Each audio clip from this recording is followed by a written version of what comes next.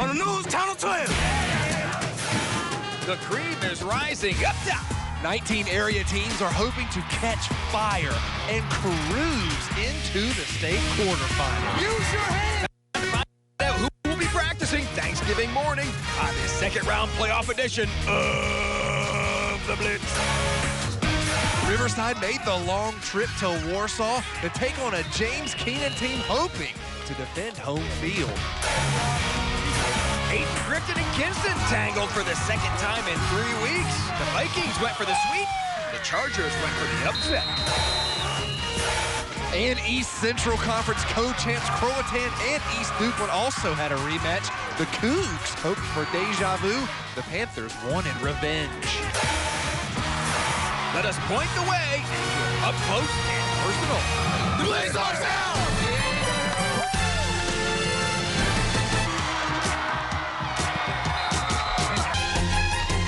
Well, welcome to another award-winning edition of The Blitz. I'm Brian North. And I'm Matt Trent. Welcome into the Leemore locker room for the second round of the state playoffs. You win tonight, and you get to practice on Turkey Day. What a wild night of games we had. The goal of every team in the state is to practice on Thanksgiving, and we had some upsets tonight. Let's start with our Blitz Premier matchup. It features East Central Conference co-champs in a rematch, talking Croatan and East Duplin. And this one was East Duplin losing 35-10 a couple weeks ago. Well, they took care of business tonight on the ground. Chris Benson, after a touchdown on the conversion, and East Duplin in control, and their fans say, yeah, all smiles tonight. Sam Day ran for more than 300 yards the last meeting. He got stymied tonight by that East Duplin defense. Coach Perry's team a record-setting season, but tonight it was all East Duplin. Tyran Outlaw, breaking the law. He had himself almost 200 yards rushing tonight. And then Benson's going to finish it off. East Duplin statement victory. They beat Croatan by the final of 34-7. Well, we played harder. Up front, we played a lot better. You know, they beat us up front, and that's why we challenged our guys all week up front, that they got to step up, and they stepped up, and we got to the football tonight. Now you're going to the third round. What's that mean for you? It's been about four or 5 years. It's good. You know, Thanksgiving, like old Daddy used to say, might have some oysters. That's what Jack Holly used to tell us, oysters on Thanksgiving. Great season for Dave Perry and Croatan. Their season comes to a close. East Duplin on the road next week. They'll take on Bunn up near Raleigh. They were a 56-28 winner over Cummings. Northside Jacksonville made the long trip to High Point to take on perennial power and top seed T.W. Andrews. And in the early goings, this one was Dwayne Washington with a nice run right up the guts, going to pick up a first down for the Monarchs. But then that Andrews, that Red Raider defense stuffs him behind the line, and then Jamad Cherry from 4 yards out, banging that one home. Nothing but Red Raiders in this one, 24-14 over Northside Jacksonville. Next up for T.W. Andrews, it will be the Clinton Dark Horses, who put it on Beddingfield 43-27, 2A playoffs. Neighbors Kinston and Aiden Grifton met for the second time in 3 weeks. The Vikings beat the Chargers 34-17 to win the Eastern Carolina Conference title. That was in Littlefield. They met in Kinston tonight, and we had ourselves a thriller of a ball game. Kinston quarterback Thomas Vermillion, he's going to go deep to Kamarian Webster for the quick score. Just like that, Kinston on top, but they missed the PAT, so down 6-0. Aiden Grifton, though, is going to answer. Monica White, he goes right up the gut, and AG up 7-6. Check out this play. A minute to go in the half. The old hook and lateral. Anthony Berry Jr. finds his man, and he goes all the way, 75 yards, and Kinston up 12-7, but back comes AG. Brandon Hardy rips one off 76 yards. AG up 14-12, but then in the fourth quarter, Ricky Roach getting his team fired up, and Jeremiah Fields. Open field for the little guy, 57 yards, and Kinston with less than a minute to go trying to hold on, and Tawan Waters gets the interception to seal it. Kinston wins it 18-14. Yes, sir. I mean, hey, they made a lot of adjustments. They tried to confuse us defensively, and you know, our guys earned it tonight. We made a play at the end, and that was big. Our guys earned it. What a win for Kinston. Next up for the Vikings, they'll be at home once again, and they will take on the Northeastern Eagles, who had a shootout with Hertford, and they win at 41-34. On the other half of that 2A bracket, second seed Southwest Edgecombe hosted East Bladen. And that Southwest Edgecombe passing attack got it going in a big way. And what a year it's been for Quintilius Norwood. The gunshot wound finally recovers from that, gets back, and he has been a contributor since his return. Gets the catch and the touchdown there. Southwest Edgecombe 41-21 over East Bladen. Next up, they will play Fairmont Tornadoes. Huge win over South Columbus, 44-6. How about in the 3A playoffs? Havelock hosted a Moorhead team. It beat in the first round of last year's playoffs. Havelock, you know, they went on the road a bunch, and Guy Wimper, the former Havelock star, getting his gold in football for playing in a Super Bowl, giving it to Wilbur Sasser and Mr. Murphy. Zach Sabdo in at quarterback, and he is going to find his man who goes in for the touchdown. That is Quinzel Lockhart, but Havelock in trouble in this one. Moorhead coming back with their high potent offense. They get this completion, gets it down to the end zone, and upset alert. Moorhead knocks off Havelock tonight. 42-35, ending the Rams' four-year reign as Eastern Conference champions. In 4A, no, they're going to get. Well, Moorhead's going to take on Rocky Mount, who picked up a win. Well, it was Southern Nash falling to the #1 seed Eastern Alamance, and Fike shut out by Southern Guilford 45-0. All right, now let's get to 4A. Top seeded D.H. Conley and their rival J.H. Rose would face each other next week if both would take care of business tonight. Easier said than done. It is very much easier said than done. Let's start with the Vikings. They hosted Northern out of Durham, and this one was a punt fest early on. Conley had a 4-point lead going into the third quarter, and who else is it going to be making big plays? Holton Ehlers. Great call by Nate Connor. But even fake Nate Connor's pulling stuff out of the bag of tricks. It's not Halloween. He is back. And then Holton Ehlers up big with Conley driving and goes up top to Jaleel Andrews for the score. Now, Northern Durham scores right after that with less than 2 minutes left. Conley marches down and responds with less than a minute left.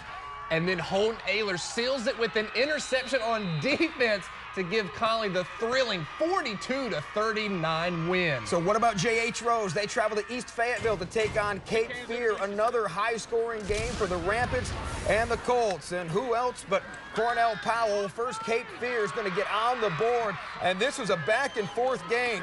But Ryan Goodwin looking for Cornell Powell. Powell had another huge game catching the ball, and Rose pulls it out in the end, 42-41. They score with 2 minutes to go in the game. So next up, they'll take on their friends at Conley in a rematch of a game Conley won earlier this year. Other half of the 4A bracket, it's Hillside over Hoggard, 42-14, and New Hanover comes back to beat West Johnston 24-17. We're just getting started here on the Blitz. A bunch more highlights to show you, but first, let's go back out to Beulahville, where all their fans are happy. They're going to have to hit the road for next week, but it'll be a happy Thanksgiving for all of East Dukeland. The Blitz will be right back.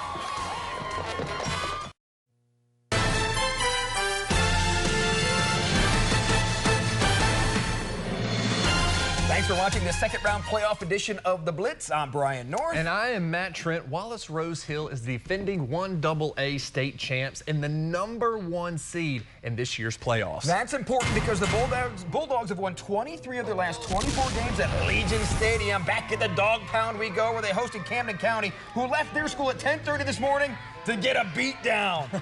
Wallace's Jalen Pollock gets the interception, and he's got a dog pack to lead him down all the way to the end zone. Going to slip one tackle and then get by another, and just like that, Joey Price, who forgot his hat tonight, says, "Ooh, okay, maybe we're going to escape this without my good luck hat." He says he doesn't believe in luck. He does believe in Johnny Glaspie. Glaspie goes in for the score, and hey, how about them Bulldogs? Yeah, their defense was tough. Look at this big running back get stoned by Raquel Simmons, and Wallace gets the easy win over Camden, 49-6. Next up for Wallace, they will host the winner of the Granville Central at East Carteret game, and the Mariners were doing a lot of work on the ground. I know that's weird because they're a maritime-type mascot, and there's Malik Collins taking the jet sweep in around, whoop, almost falls, keeps his bounce, is drug out of bounds, and then Caleb Hunt Caleb King, same guy. We're watching the hunt. Brendan Lewis runs that one in for the touchdown. East Carteret escapes 35-27. He's the Panther hunter, Caleb King. On the other side of the bracket, 3rd seed James Keenan hosted 6th seed Riverside, and the Knights out to the early 7-0 lead, and they weren't done. Jeremiah Wilson. He doesn't like me singing the Jeremiah Bullfrog songs. He wants to be called JJ. He finds Jadakiss Bonds, who scores. Riverside up 14-0. Ken Avent says, are you kidding me? But right before the half, big touchdown for James Keenan as Zach Melvin keeps it, and Keenan would score all the rest of the points in this game. They had all the momentum, and they get the victory over Riverside 47-14. So next up for Keenan, they will play the winner of the Leopards of Lakewood and Tarboro. And there's Mr. Mo waving that Tarboro flag like he's done for literally forever. Since the 70s, he said. Well, yeah, 1870s. But then that is Carcel Bennett to get Lakewood on the board, but then number 6, Deontay Williams. Gonna be a big recruit in that part of the North Carolina area. And Tarboro, they take this one by. We told you this week, Coach Davis at Jones trying to stay alive for another week because he's gonna retire at the end of this one. And Jones Senior having some problems early, but they shake it off, or do they? That stifling South Creek defense stops that pitch in the backfield, and then the South Creek, just athletes all over the place for this offense. On the pitch, they're going to have problems, or do they? The touchdown gives them the lead, and South Creek rolls on to beat Jones Senior 38-16.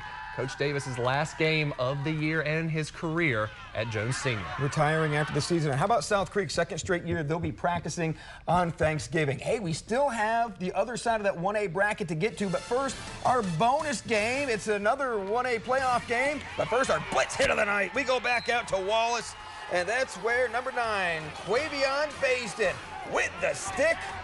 Thank you very much, Wallace Rose Hill, a winner. We'll find out who's on the 1A state quarterfinals coming up next on the Blitz.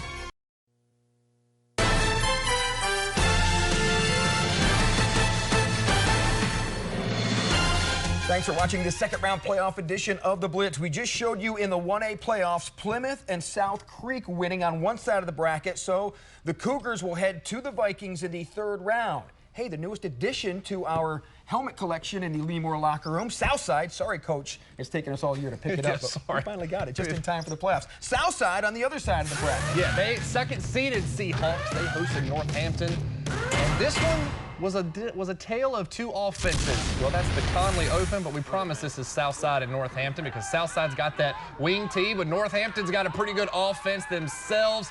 The pitch is going to be to Montrell Squire. He pushes everyone down on his way to the touchdown, and that's going to give them the 6-0 lead. And Jeff Karras says, I'm sorry, what did you say? How many fakes do we have to do to give a play going? Oh, that's like 8,000? Yeah. And of course, when you've got Matt Baxter, takes it, keeps his balance. Great run. Looked like a whirling dervish there and finally brought down. And then who else is going to cap it off? Mr. Baxter punches that one in, leaping and bounding into the end zone. They hold on at home, 40-36 over Northampton. Next up for the Seahawks, they are going to host their old nemesis North Edgecombe, 34-24. The Warriors go up to Roanoke Rapids and beat Weldon by 10. So North Edgecombe has Southside next week. How about our play of the day? It's worth looking at one more time. Let's go back out to Kinston. We're right before the half. Thomas Williams to Anthony Berry Jr. to Tavon Hearns. Unreal. Tavon Harris, and he goes 90 yards for the touchdown as Kinston advances. We're advancing, but we're going to stuff ourselves with turkey first on Thursday, and then we'll see you next Friday on the Blitz.